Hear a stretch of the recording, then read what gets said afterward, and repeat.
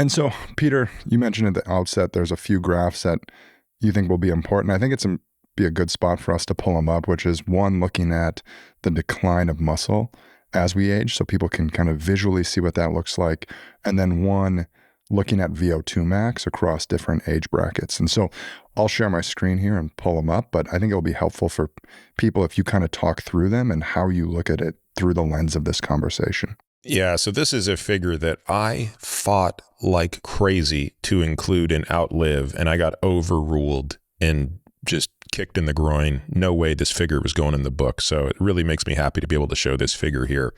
The figure, for those who are not watching, shows it's basically 4 graphs, and 2 of them are for men, 2 of them are for women.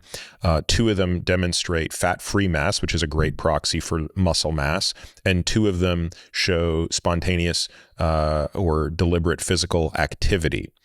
So in that sense, you can think of it as a 2x2, male by female versus activity and fat-free mass. And then each of these has kind of an x-axis that shows age.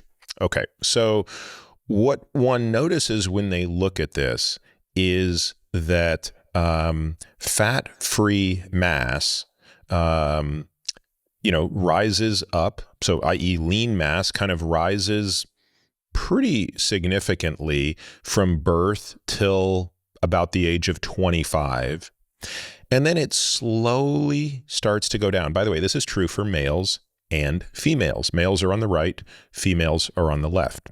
So you'll notice that from age 25 to 75, there is indeed a gradual reduction of lean mass. But then something happens at the age of 75, which is the fall off in lean mass becomes much more significant. It's actually even more noticeable in men, presumably because they're starting from a higher baseline. But this is clearly a curve that has 3 segments, right? Birth to 25, where you're gaining, 25 to 75, where you're slowly losing. And by the way, we know the numbers, right? We know that that's actually happening at 8 to 10% per year. And then 75 and on, where you fall off a cliff. So now let's look at the lower figures. The lower figures show physical activity level.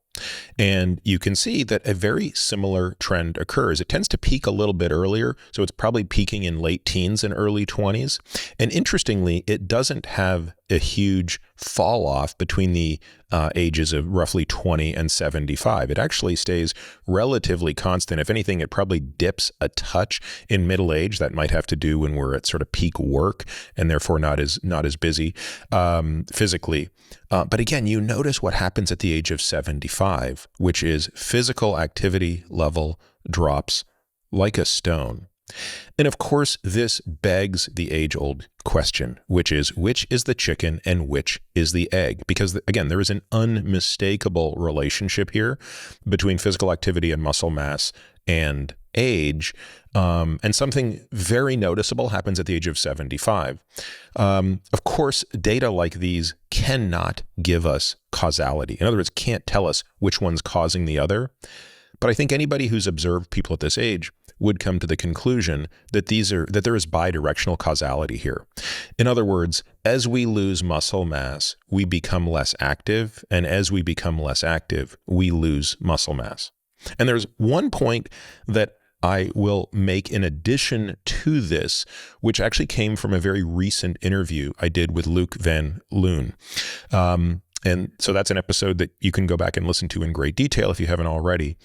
But Luc made a very interesting point, so interesting that I was scribbling it down as he said it, which was that data like these, which are, we're replete with these sorts of data that show population-based reductions in activity of aging individuals, always make it look like it's kind of a gradual, continuous curve. Even if it happens precipitously, it's still a continuous curve. And what Luc pointed out is, well, actually, that's true at the population level. It's not true at the individual level. At the individual level, it is a series of big, discrete drops. And so when you smooth out thousands of people with big discrete drops, it looks like a smooth drop. And what it really comes down to is once you reach a certain age, even minor setbacks become permanent setbacks. And that's the thing we're going to talk about, but we have to be able to avoid that situation. So I'll give you one example. People have long heard me talk about the idea that once you reach a certain age, like 65, and if you fall and break your hip or femur, the probability of death is really high. I mean, it's, on the order of 15 to 30%. What often gets forgotten there, even though I try to always mention it, is of the survivors, meaning the people who don't go on to die within 12 months, 50% of those people never reach the same level of function again. So that's an example of why these curves are probably not smooth, but in fact have these discrete step-offs.